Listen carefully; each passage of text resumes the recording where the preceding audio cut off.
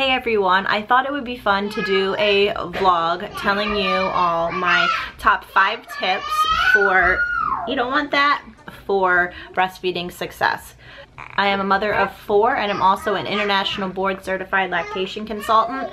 Along with my lactation specific education that it takes to be an IBCLC, I also have been working one-on-one counseling mothers for I guess over 7 years now. So I hope that you find my tips helpful and useful. So I'm breastfeeding Lincoln. He is number 4 and he is 2 months old, almost 3 months old.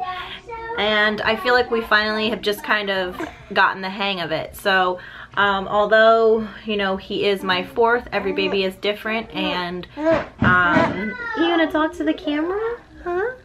I definitely feel like each child has brought about, you know, new experiences and new challenges, and since they have different personalities, I think they're all a little bit of different nursers too. So I nursed my first 3 children all past the age of 3, and this is actually my first time that I am not tandem nursing.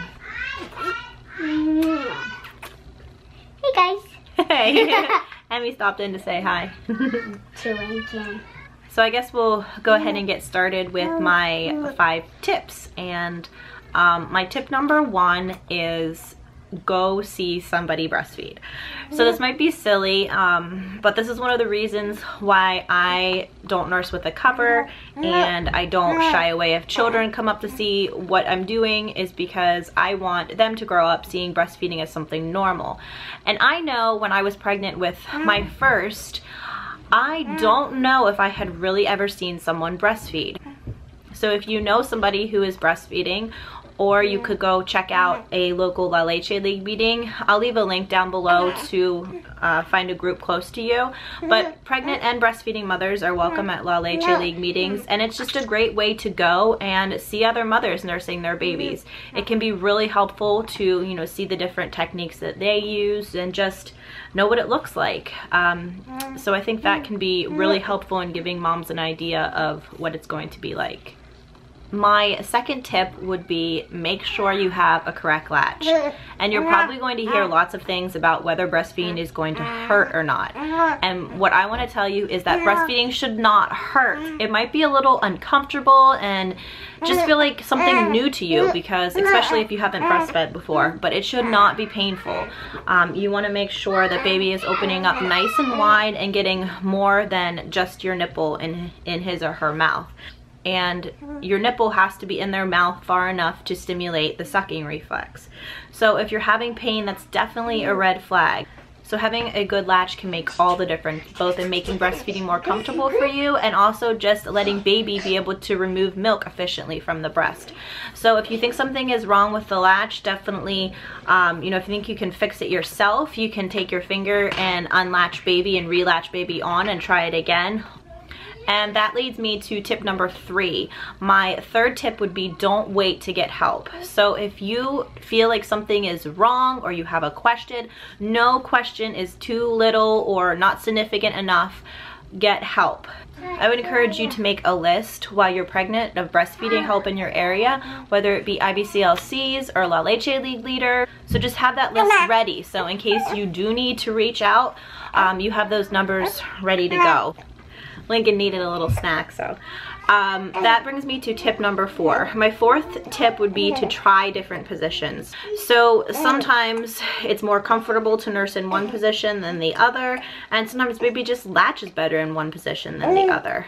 So the cross cradle position can be really beneficial for young babies and for first-time moms. So the great thing about the cross cradle hold, as you can see, is you kind of have one hand on the back of baby's neck. The other hand is free then to move your breast and get it into baby's mouth.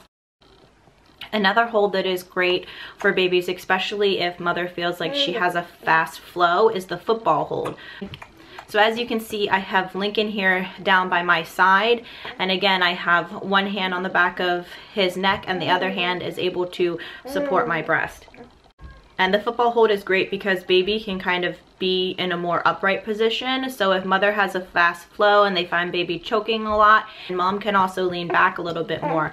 So this just, you know, the milk flow has to fight against gravity with that.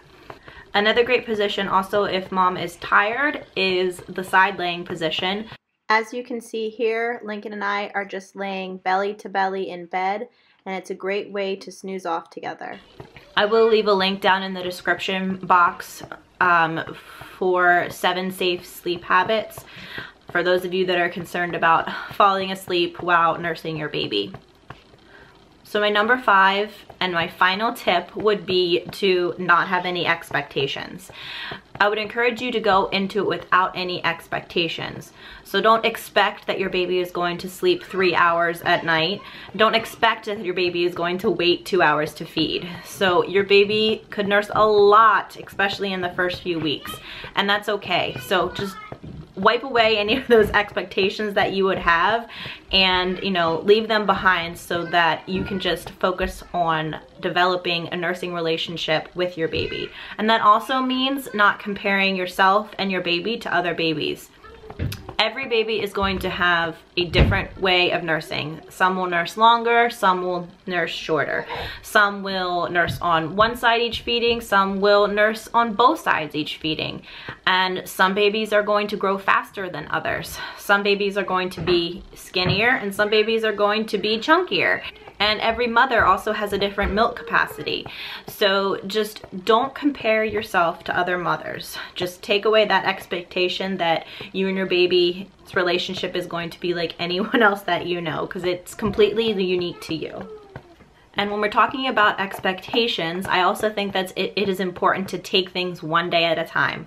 So don't make these big, lofty goals that might have you upset and crying about because they feel so unreachable. Set those small, short-term goals that are gonna be reachable. If you need to set a breastfeeding goal that I'm gonna breastfeed for 2 more days, that's totally okay, because sometimes it's hard, and having those short-term goals make it seem more doable. And then when you make it to those 2 days, you can set another goal, and so on and so on. And because I love you all so much, I'm gonna throw out there a little bonus tip for you. So my bonus tip would be, don't keep any formula in the house. I know this can be hard when formula companies are sending you a whole bunch of samples when you're pregnant, and even when you go home, the hospital offers to give you a bag. But I know from personal experience, this can be really, really tempting. With my first son, I was so fed up with breastfeeding one night. I was completely in tears, and it was so easy to tell my husband to just go get that bottle and fill it with formula.